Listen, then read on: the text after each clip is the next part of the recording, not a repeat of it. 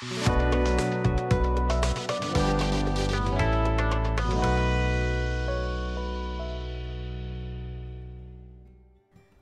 आलेल्या एका मुलाचे बाबा मला सांगत होते की अहो घरी याचं आम्ही खूप काउन्सिलिंग केलं पण काही उपयोग झाला नाही।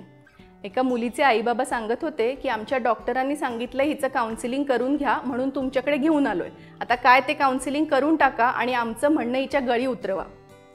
एक 17 वर्षाची मुलगी मला सांगत होती की माझे फ्रेंड्स ना त्यांच्या रिलेशनशिप इश्यूजसाठीच माझ्याकडे येतात आणि मी त्यांना खूप छान काउन्सिलिंग करते।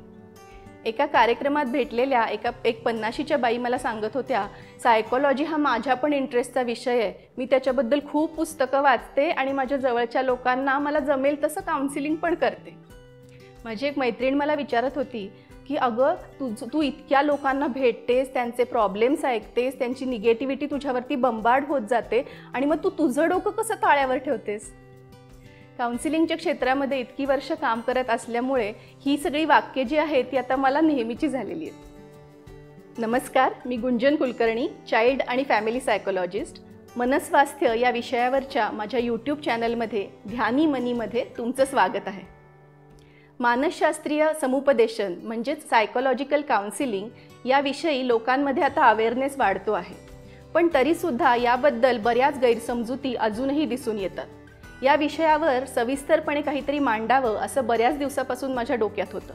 आजच्या या व्हिडिओमधून आपण काउन्सिलिंग काय आहे आणि काय नाही हे समजून घेऊया। पेशंटला मार्गदर्शन करताना त्याच्याविषयीच्या आस्थेने त्याच्याशी साधलेला परस्पर संवाद म्हणजे समुपदेशन। समुपदेशनामध्ये या 3 गोष्टी महत्त्वाच्या आहेत: मार्गदर्शन, आस्था आणि परस्पर संवाद।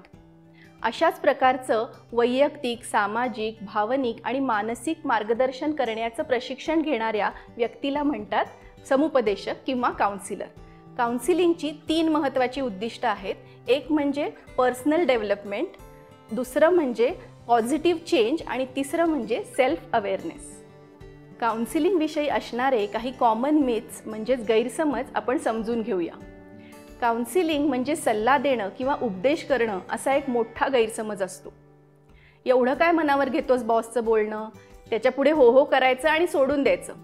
हा जो सल्ला आहे याच्यामध्ये सल्ला देणाऱ्या व्यक्तीचा दृष्टिकोन ह्याच्यामध्ये जास्त महत्त्वाचा आहे, पण काउन्सिलिंगमध्ये पेशंटला त्याच्याविषयी आणि त्याच्या सिच्युएशनविषयी इन्साईट दिली जाते आणि तीच इन्साईट त्याला त्याची समस्या सोडवायला मदत करते।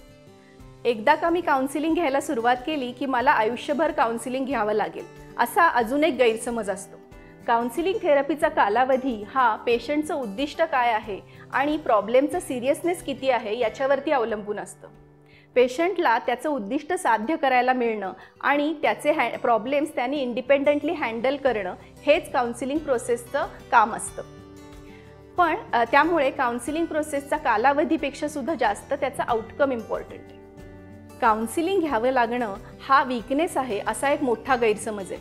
मुळातच मदत मागणं हा वीकनेस मानला जातो, पण खरं तर तसं नाही आहे। आपल्याला मदतीची गरज आहे हे मान्य करणं आणि ती मागणं हे म्हणजे निम्मी लढाई जिंकण्यासारखं आहे। त्याच्यासाठी जिगर लागते।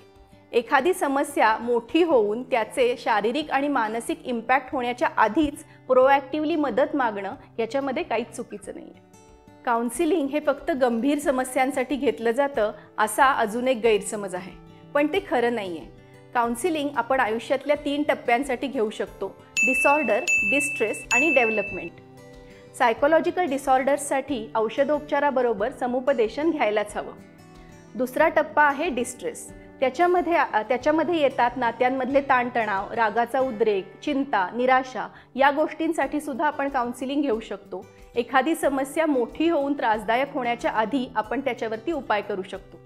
आणि तिसरा टप्पा आहे डेव्हलपमेंट, ज्याच्यामध्ये तुम्ही कम्युनिकेशन स्किल्स शिकू शकता, इमोशनल इंटेलिजन्स वाढवू शकता, यासाठी सुद्धा काउन्सिलिंगची मदत होते।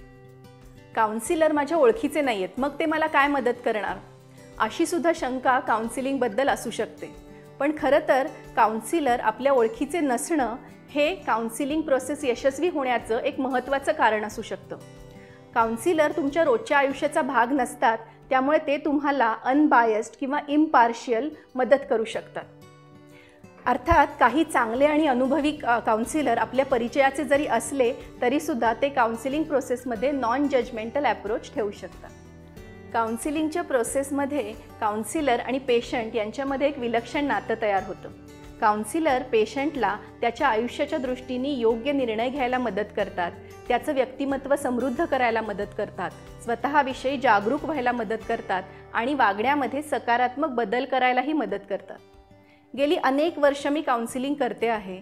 माझ्याकडे खूप पेशंट्स येतात आणि त्या सगळ्यांचंच मला खूप कौतुक वाटतं, कारण स्वतःमध्ये बदल करण्याची कमिटमेंट त्यांनी केलेली असते आणि स्वतःचं आयुष्य जास्त चांगलं करण्याचं डेडिकेशन त्यांच्याकडे असतं आणि त्यांच्या या प्रोसेसमध्ये त्यांना मदत करताना मलाही खूप समाधान मिळतं.